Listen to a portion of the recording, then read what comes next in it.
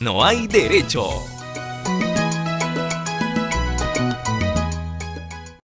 Estamos de vuelta aquí en No hay derecho. Lo anuncié antes de irme a la pausa. Estoy ya en comunicación esta mañana con Salomón Lerner Guitis. Ustedes lo conocen bastante bien. Ha sido presidente del Consejo de Ministros en la primera etapa del gobierno de Ollanta Humala. Y ha tenido la gentileza de contestar nuestra invitación o de responder afirmativamente a nuestra invitación para poder esta mañana conversar con él. Señor Salomón Lerner, qué gusto saludarlo. Muy buenos días. Gracias por atendernos. Buenos días, Glaser, y gracias por la invitación. No, al contrario, gracias a usted por su tiempo esta mañana.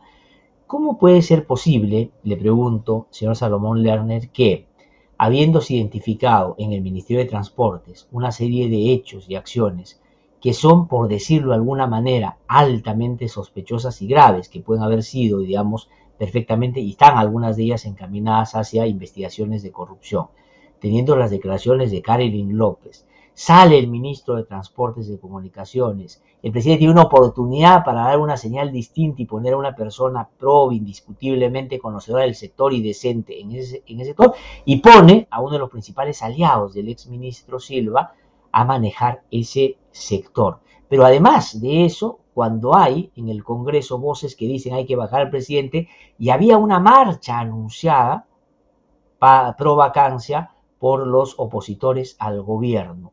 ¿Cómo puede ser posible que el presidente, digamos, haga una cosa de esa naturaleza cuando eso del otro lado estaba pintando como le acabo de describir? ¿Qué cosa es lo que intuye el presidente de la República? ¿Cree que va a pasar? Que ya ni siquiera eso cuida porque que sabe que no le va a pasar nada. Glaser, yo la pregunta también me la he hecho y también no tengo una respuesta muy clara. Lo único que podría pensar es que hoy día el presidente lamentablemente no encuentra personas honestas, capaces con los recursos técnicos para poder aceptarle un puesto en el gabinete. Esa es la única respuesta lógica que yo me hago a esta interrogante. No puedo entender cómo con esta, digamos, capacidad supuestamente de un político que ha sido sindicalista, que conoce cómo es los vaivenes de la política, pueda seguir insistiendo un secretario que simplemente sigue esa línea en donde, como lo has descrito, Glaser, da todos los indicios que se están cometiendo actos irregulares en dicho ministerio. No tengo otra respuesta, Glaser, para poder decir. Pero creo que esto sí puede agravar una situación hoy día de la gobernanza en el Perú. No hay quienes hoy día están recibiendo, digamos, la actitud de poder ayudar al gobierno, querer asumir ninguna responsabilidad en este gobierno que dirige Pedro Castillo. Ahora, pero ¿no será que el presidente de la República se ha terminado ya aclimatando al ambiente y mueve los mismos intereses que la oposición, porque ninguno de los dos está pensando en resolver los problemas de la gente? ¿A qué voy concretamente? Yo creo, a ver, le pregunto, le planteo esto para su reacción, ¿no? Yo creo que el presidente ha razonado muy pragmáticamente. Ha dicho, a ver, si nosotros en el Ministerio de Transporte teníamos a Silva, que no lo saqué yo y tampoco lo sacó la oposición, y la oposición lo convalidó hasta el final. Y en los últimos días la señora Karen López ha salido a hablar de que hay congresistas de oposición que trataban con el señor Silva a escondidas cosas vinculadas a obras en algunas regiones. Entonces el presidente ha dicho, ¿por qué yo voy a cambiar de sistema? Pongo a otro que sea como Silva, que ya se entiende con los congresistas, y esos congresistas que no siendo mi partido me van a dar el soporte que yo necesito para mantenerme en el cargo. Porque si uno empieza a realmente ver lo que necesita el presidente para quedarse, son 44 en contra de la vacancia y por encima de 60 si es que quiere el voto de confianza. No necesita más, porque el otro lado, la oposición, no logra tampoco encaminar todo hacia la vacancia. Y lo digo porque yo me había equivocado. Yo decía que necesitan 42 para la moción de vacancia. No, necesitan 33. Y el almirante Montoya acaba de decir ayer que les falta 2, o sea, tienen solo 21 votos para la vacancia. Entonces el presidente dirá, ¿para qué voy a cambiar si las condiciones no me llevan a imaginar que la oposición no me da la confianza?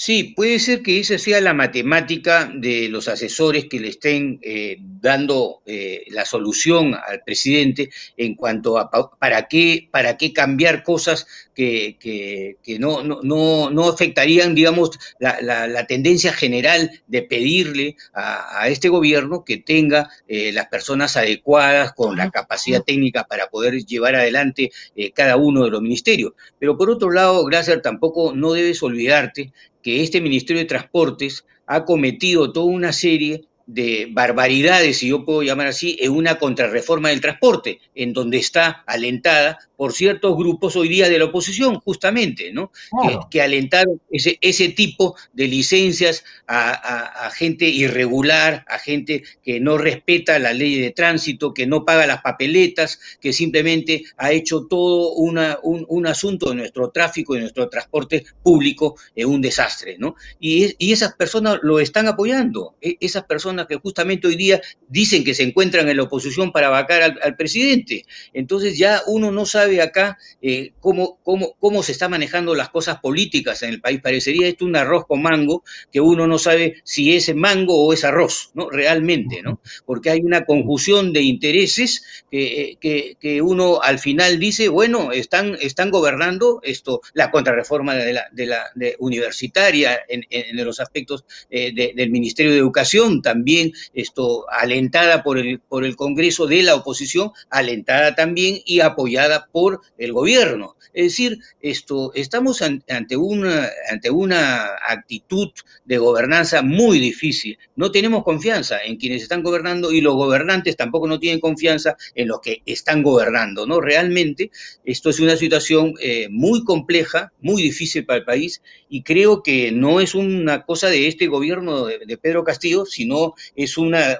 crisis que antecede a Pedro Castillo, que es estructural, es una crisis que viene en las últimas décadas en el país. Y creo que para eso hay que movilizar, creo, los recursos humanos que tiene este país, el capital humano que tiene este país y sobre todo las bases sociales que tiene el país. Yo creo que hay que movilizarlas para que se dé un nuevo tipo de acuerdos en el país, y para esto tenemos una institución que se llama Acuerdo Nacional, que debería pues hacer un llamado a que las cosas se vayan viabilizando para que haya una real orientación hacia dónde vamos en el país, ¿no?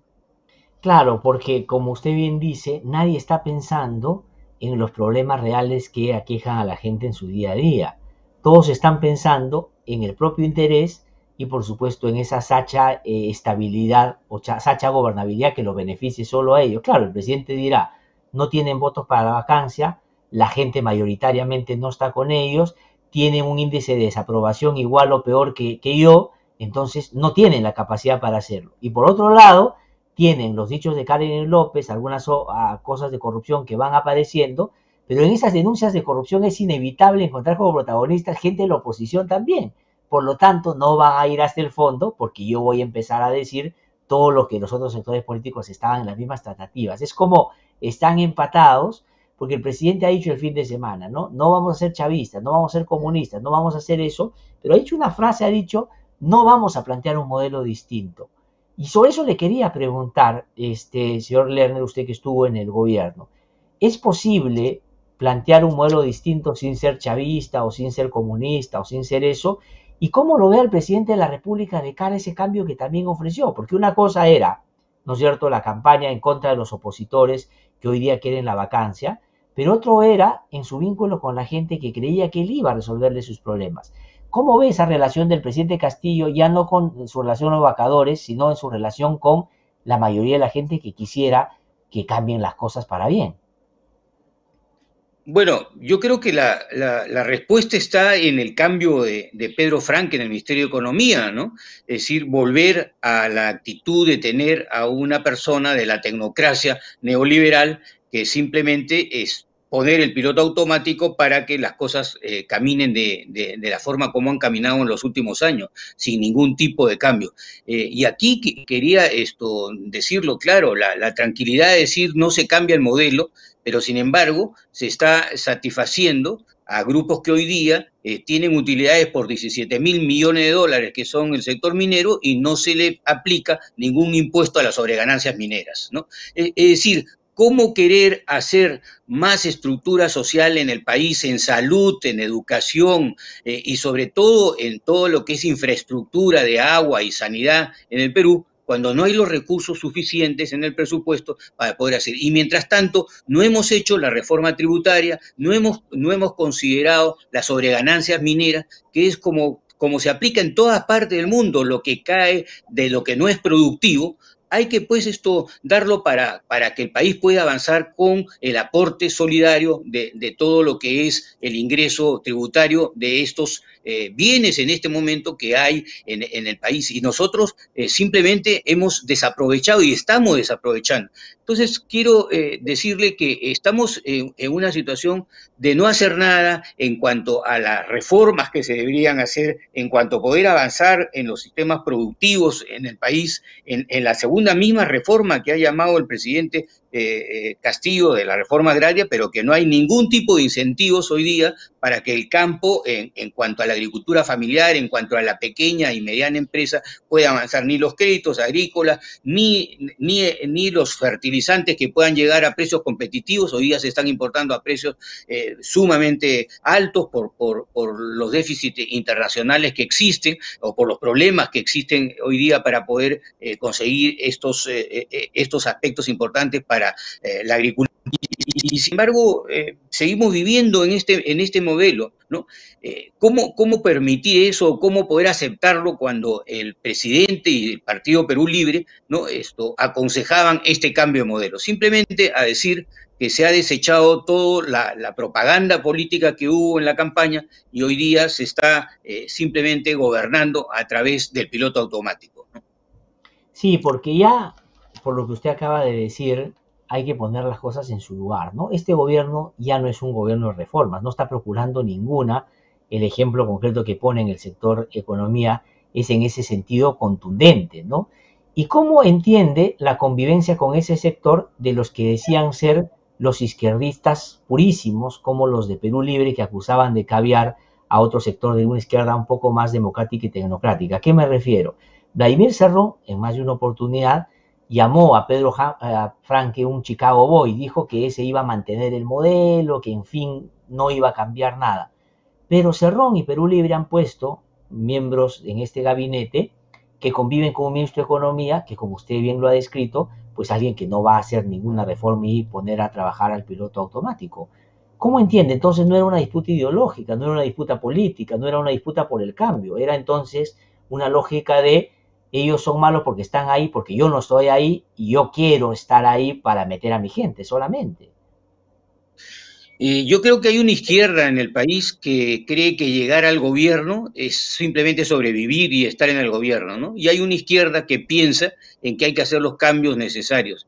Miren la coalición que se presenta hoy día en el gobierno de Gabriel Boric en Chile, que esta semana va a ser la semana de asunción del gobierno, en donde hay una coalición de grupos progresistas que ojalá lleven a Chile por el mejor camino, como todos lo deseamos, y de éxito a todos los países latinoamericanos, para que haya más bienestar para la población.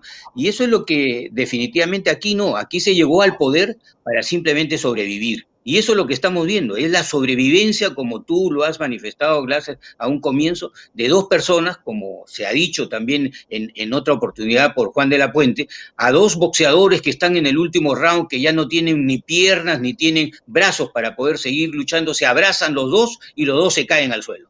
Eso es el gobierno que estamos tratando de llegar ahora, ¿no? Dos personas que ni uno tiene los votos para poder vacarlo, ni el otro tiene los votos para poder sobrevivir en un gobierno realmente que haga cambios, que haga una política del Perú, y todos los peruanos expectando este estado, digamos, de gobernanza que lamentablemente es la pérdida de las potencialidades que hoy día el Perú podría tener, no para estar creciendo como 1 o 2%, para crecer a 5 o 6%, que es lo necesario para salir de la pobreza, para que haya más empleo empleo en el Perú para que las personas puedan llegar a tener un bienestar y se puedan hacer las obras que todos los peruanos hemos estado demandando en las últimas décadas, ¿no? Agua, salud, infraestructura, mercados, una agricultura pujante, sobre todo en la parte rural de la sierra, sobre todo, para poder ir adelante y poder hacer todas estas transformaciones que también en los sectores productivos necesitamos en una serie de sectores que no estamos hoy día encaminándose hacia ello. Entonces creo que hay izquierdas y izquierdas, ¿no? Izquierdas que quieren llegar al Perú para sobrevivir, algunas inclusive con algunos antecedentes de que llegan al gobierno, pero no solamente para servir, sino para servirse de la administración pública, y esos son los indicios hoy día que hay en diferentes sectores de temas irregulares, de licitaciones amañadas, y eso lamentablemente le trae un perjuicio a quienes hoy día quieren llamarse izquierda, pero que simplemente llegan para este tipo de actitudes que son lamentables en un país en donde necesitamos tanto el apoyo y tanto la conjunción de esfuerzos para salir adelante en este potencial que tenemos en el país y que no lo podemos desarrollar, ¿no? Ahora, ¿y cómo entiende? Usted lo acaba de mencionar, pero me gustaría que lo desarrolle un poquito más. Si es un gobierno antirreforma, porque ya no solo es no hacer las reformas que había anunciado, sino deshacer las que estaban en curso, y eso sí en alianza con la oposición que sigue bailando a ese mismo ritmo hace bastante tiempo. O sea, no es reformista, no es un gobierno que auspicie cambios significativos. Y es inoperante, además, en términos de manejo del Estado, porque está poniendo gente muy incapaz a manejar sectores que son, la verdad, muy complejos, algunos de ellos. Pero el otro elemento que cada vez suena más fuerte es esto que usted ha mencionado, que es el tema de la corrupción. Porque inoperante y sin vocación de cambio, hemos tenido, digamos, varios que han llegado al poder, además haciéndose notar como de izquierda y han traicionado a la gente. Eso está claro. Pero la corrupción que se empieza cada vez con más nitidez a apreciar, ¿qué cosa es lo que le va señalando a usted o le va diciendo sobre eso? ¿No? Porque el presidente de la República aparece, así no aparezca tan directamente vinculado por el momento a algo concreto, pero todo lo que hay alrededor, digamos, empieza a oler mal y yo creo más temprano que tarde va a llegar al presidente de la República. Sobre los temas de corrupción, ¿qué piensa? Es decir, ¿cómo se entiende esta lógica que ha instalado el presidente Castillo?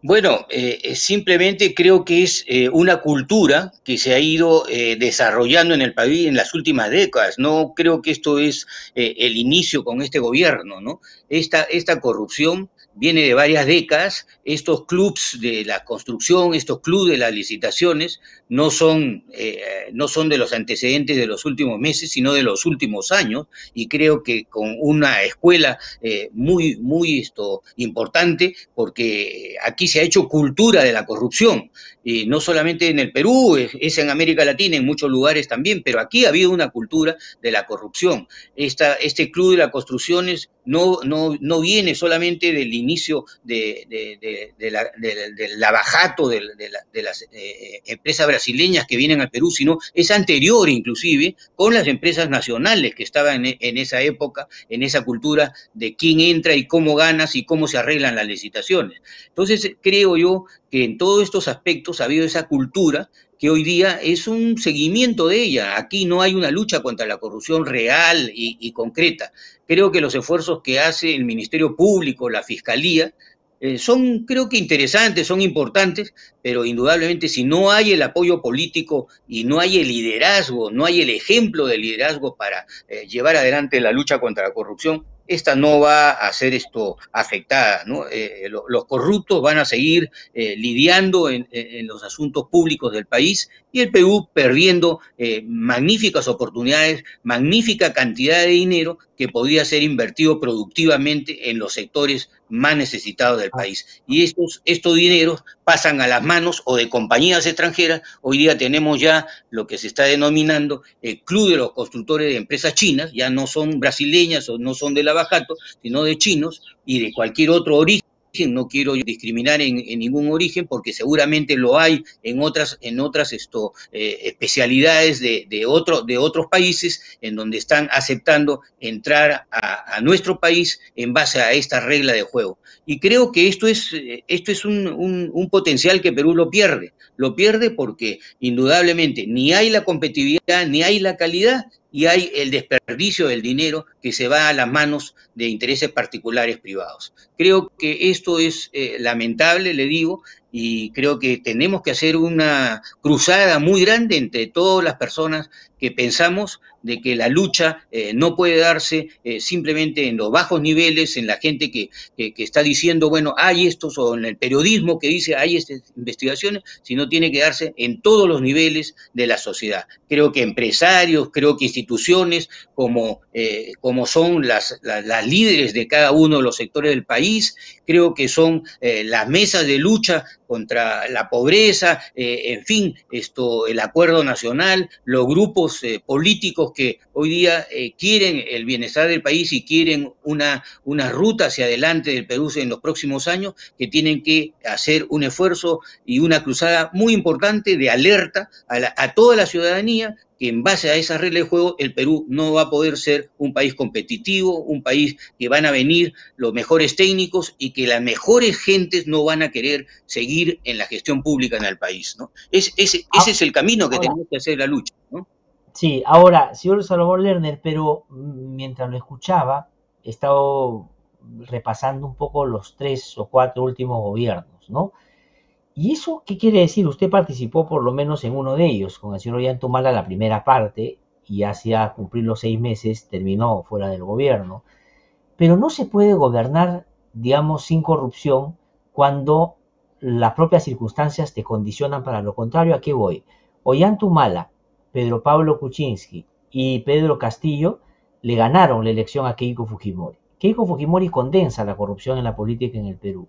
Por lo tanto, el mandato inicial que tenían los 3 gobiernos era luchar contra la corrupción, porque si no, ¿para qué le ganas a Keiko Fujimori si vas a terminar, digamos, aliado con ese sector? Ese condicionante por un lado. Pero por otro lado, es que el señor Humala acaba de iniciar su juicio y hay cada vez más dichos de otros casos en los que parece que él y la señora Nadine Heredia participaron en actos de corrupción. El señor Kuczynski, ya sabemos, está con un arresto domiciliario y con problemas serios de corrupción, y el señor Pedro Castillo está con indicios, digamos, bastante, diría yo, atendibles de que puede estar eventualmente vinculado a cosas que más adelante pueden probarse son de corrupción también. La pregunta es que no se puede gobernar sin corrupción. ¿Qué le pasa a la gente que llega al gobierno? Porque los 3 entraron con la lucha contra la corrupción y más bien los 3 terminan involucrados en actos de esa naturaleza. Sí, indudablemente que usted se ha quedado en los últimos 3 gobiernos, pero si usted sigue los anteriores, también hay actos de corrupción en Toledo y Alan García, ¿no? Indudablemente. No, sin duda. Entonces, no estoy hablando de los que le ganaron a Keiko, ¿no? De los que le ganaron a Keiko, claro, digo, para situarnos en los últimos 3 procesos. claro.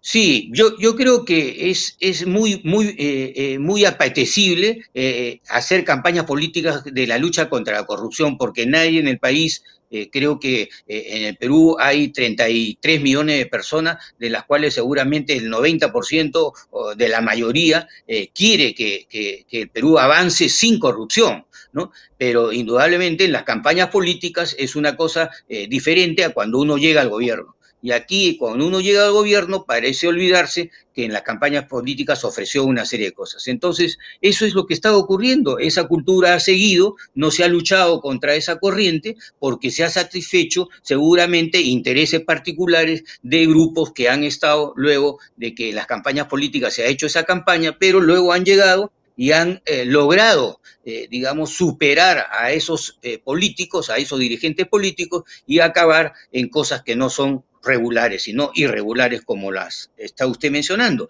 Y este es el caso de los indicios hoy día que se reflejan en este gobierno, que a pesar de los 7 meses, pues ya hay varios ejemplos, no varios, muchísimos ejemplos de corrupciones en diferentes sectores en el país, ¿no? O por lo menos indicios, ¿no?, de corrupción en diferentes sectores. Indicios, ¿no? Y cada vez todos apuntan en la dirección de que puede el presidente estar involucrado, cosa que se tendrá que probar, por supuesto.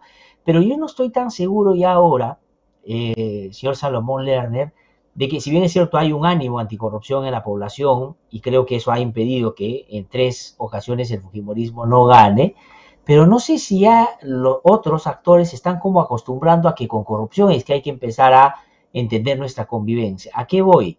Hace algunas semanas, cuando el presidente recién entró y la oposición estaba con el tema del golpe y con el tema del fraude y con todas estas cosas, la inestabilidad económica también se hizo manifiesta inmediatamente, se manifestó inmediatamente. El dólar subió, cayó la bolsa, en fin, todos los indicadores que suelen moverse cuando hay alta inestabilidad. Pero ahora estamos frente a casos de corrupción del gobierno, estamos en la oposición pidiendo vacancia, estamos con movilizaciones en la calle, estamos en varios de estos temas, pero como que lo otro se ha estabilizado. ¿No será que ya los capitales también empiezan a acostumbrarse y dicen, este país ya no lo compone nadie y sobre eso hay que trabajar, y la predictibilidad es en base a ese tipo de convivencia pragmática? Sí, es posible. Usted, Glasser, lo ve en las licitaciones en las que no se presentan empresas importantes en el Perú, ¿no? Las empresas importantes con la tecnología más avanzada, con los sistemas más competitivos para hacer gestión pública en el Perú, se retiran, no vienen ya a las grandes licitaciones en el Perú. Y usted tiene empresas de países que no están en la punta del desarrollo y de la tecnología, que son las que se aparecen en las empresas. Yo la verdad que me siento sinceramente como peruano incapaz de aceptarlo eso. Yo creo que el Perú tiene el potencial para que vengan los mejores grupos aquí al país a competir, a traer la tecnología, a poder avanzar, a poder desarrollar más. Eso es un costo. Más el no tener la tecnología más avanzada, el no tener la competencia de empresas de primer orden, eso de decir, bueno, ya me acostumbré a la corrupción y que solamente participen pues los que aceptan esta regla del juego de la corrupción. No, no podemos nosotros aceptar ese tipo de pensamiento. Ese país no debe ser, los peruanos no podemos aceptar ese tipo de país. Nosotros no deseamos que este país caiga en lo más bajo, que sea un país que simplemente vengan, como se dice vulgarmente, las personas que quieren hacer negocios con el país y no hacer que el país se beneficie con una gestión pública honrada y honesta,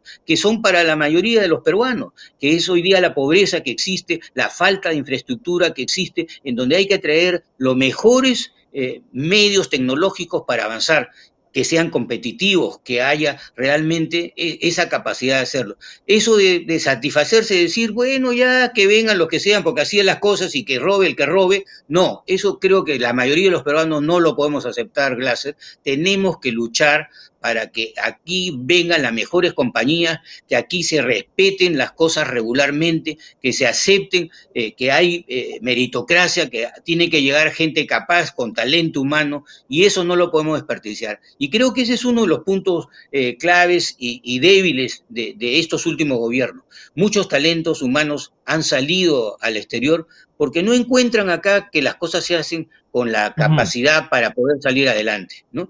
Y creo que ese es un llamado de atención porque ¿quién hoy día quiere participar en un gobierno en donde termina involucrado en una serie de acusaciones, en donde esto no puede salir del país, en donde está investigado, Sí, en pues. donde sus cuentas bancarias están abiertas, porque simplemente participó en una licitación o en un grupo en donde las cosas no se hicieron regularmente? Eso no lo podemos aceptar, Glasser. Tenemos que luchar De acuerdo. frente a esta cruzada de ser un país competitivo, un país donde vengan los talentos humanos, donde la tecnología avance y donde el país y la mayoría de los peruanos pueda aprovechar, usufructuar de estas riquezas que tenemos tan potencialmente en nuestro país. Sí, sí, sí, estoy de acuerdo con eso, ¿no? La indecencia no puede ser la pauta.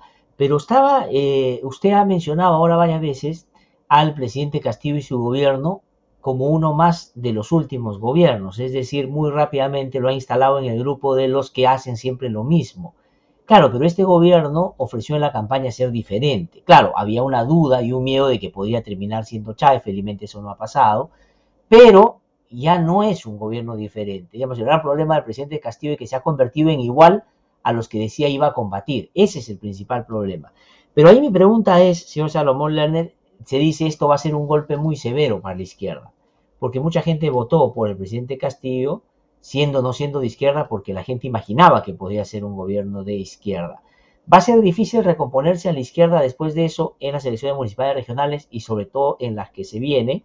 Esa por un lado, y le planteo la última pregunta también para que lo vaya mientras me responde pensando, ¿no? ¿Cuál es la salida entonces al problema que tenemos?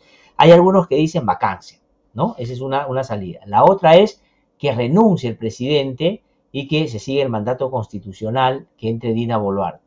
La otra es la que la República puso en su portada el otro día, que renuncie Castillo, que renuncie Mari Carmen Alba y que, digamos, sea alguien en el Congreso que no sea Mari Carmen Alba que asuma el gobierno y que llame a nuevas elecciones. Hay algunos dicen con generales, otras solo presidenciales. También por ahí me gustaría su reflexión. Sí, estamos en una situación bastante complicada, es muy compleja, Glaser, como tú lo has descrito en estas 3 o 4 alternativas que has mencionado. Es muy difícil, sobre todo a quienes pensamos que debe haber salidas dentro de la institucionalidad democrática y constitucional, ¿no? Y justamente nos encontramos hoy día en algo muy complejo, ¿no? Tanto el Ejecutivo como el Legislativo no tienen la pasta para hoy día para resolver esta situación, ¿no? Esta situación de empate.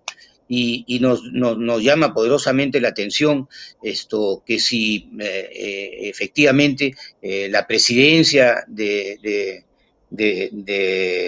profesor Pedro Castillo no da para más, indudablemente, la oportunidad de que él haya tenido, por ejemplo, en el Ministerio de Transporte, de comenzar a pedir y a solicitar que ingrese al gobierno gente capaz, gente técnica, nos estaría dando una pauta de que no va a poder seguir gobernando así los últimos 4 años y medio que le falta por terminar su mandato, ¿no? En donde no hay una coherencia en la manera de cómo puede gobernar. Y creo que eso pasa porque alguien tendrá que decirlo, o ya se lo habrán dicho y no lo entenderá todavía hasta que lo llegue a entender él, de que con estos equipos de gente que tiene él a través de los ministerios públicos, en donde ha colocado una serie de gente en el coteo de los partidos políticos y en los que él tiene en su interna, como es sus propios asesores, que tampoco no dan pie con bola ni en la cosa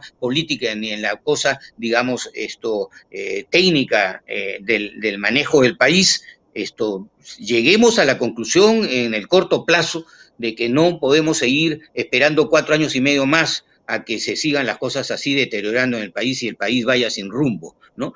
Esto es una cosa que el tiempo lo tendrá que definir y no es un tiempo a mediano plazo, es un tiempo a corto plazo. Pero ¿cuál es la vía? ¿Cuál es la vía ahí para esa salida? Es decir, la renuncia o cuál. Yo lo que pienso es que lo que tendría que haber es una gran movilización ciudadana, no por la vacancia, no para respaldar a Castillo, sino para exigirle a Castillo, pero desde la calle, que por cierto cambie de rumbo.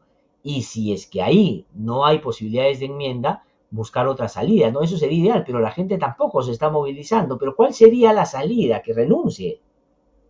Bueno, eso es lo que yo también aspiro, que haya un movimiento social de organizaciones de base, sindicatos, colectivos juveniles, universitarios, asociaciones, en fin, que generen que el ejercicio de la política, de la función pública, no se puede llevar a cabo como se está llevando a cabo en estos meses iniciales del gobierno de Castillo. Creo que esos sectores que deben confluir, progresistas, de centro, liberales inclusive, ¿no? Que quieran otro país, creo que deben movilizarse. Estoy de acuerdo contigo en eso y que se le dé un plazo muy corto al presidente Castillo a que reaccione, que no puede estar dando un coteo de la función pública a los partidos políticos que lo llevaron al gobierno, sino tiene que ser un gobierno de ancha base. Con eso no puede gobernar, puede sobrevivir al gobierno, pero no gobernar en el país. Si eso no entiende el presidente Castillo, lamentablemente tenemos que ir a la solicitud de la renuncia, ¿no? Y que Dina Boluarte, pues institucionalmente y democráticamente, según la Constitución, ella pueda reemplazar al presidente, ¿no? Creo que ese sería el camino. Indudablemente no es el camino de mañana o pasado mañana, es un camino que hay que trazarlo en el corto plazo, pero sí, efectivamente, estoy de acuerdo que los sectores que no son corruptos, esos sectores que queremos a un país diferente, movilizarnos, llamar a todas las organizaciones de base, a los sindicatos, a los colectivos, a los universitarios, a los jóvenes que tienen esperanza en este país y que se han quedado acá a luchar, a entregar lo mejor de su talento, a poder enrumbar el país hacia un mejor bienestar y hacia una mejor situación tanto social, económica como política. Sí, tengo una última pregunta para terminar, unos 30 segundos, para que me conteste lo que le pregunté. ¿Esto va a ser un golpe severo a la izquierda del cual le va a costar mucho recuperarse? Sí, creo que sí. Creo que esto es un tema que sectores importantes de la izquierda apoyaron en la segunda vuelta al presidente Castillo. Indudablemente para ellos es un golpe de la falta de capacidad para gobernar y de seguir, digamos, al lado de él en los primeros meses de este gobierno, a muchos de estos sectores, en la cual se ha confundido el rol que tiene un sector de izquierda progresista, democrático, que quiere justamente el bienestar de todos los peruanos y no de algunos que se aprovechan en el servicio público. Señor Salomón Lerner, le agradezco muchísimo por haber conversado con nosotros. Siempre es un gusto tenerlo en el programa. Vamos a seguir conversando seguramente y ojalá, como usted bien decía, la salida que se habilite sea con un previo aviso severo al presidente para que se corrija desde la calle y si no, efectivamente buscar algo que pueda ya revertirlo por otros medios, siempre democrático, por supuesto. Muchísimas gracias, muy amable, muy amable. Muy agradecido, gracias por la oportunidad. Muchas gracias. No, encantado. Muchísimas gracias a usted por haber conversado con nosotros. Salomón Lerner Guitis, entonces, ha conversado con nosotros.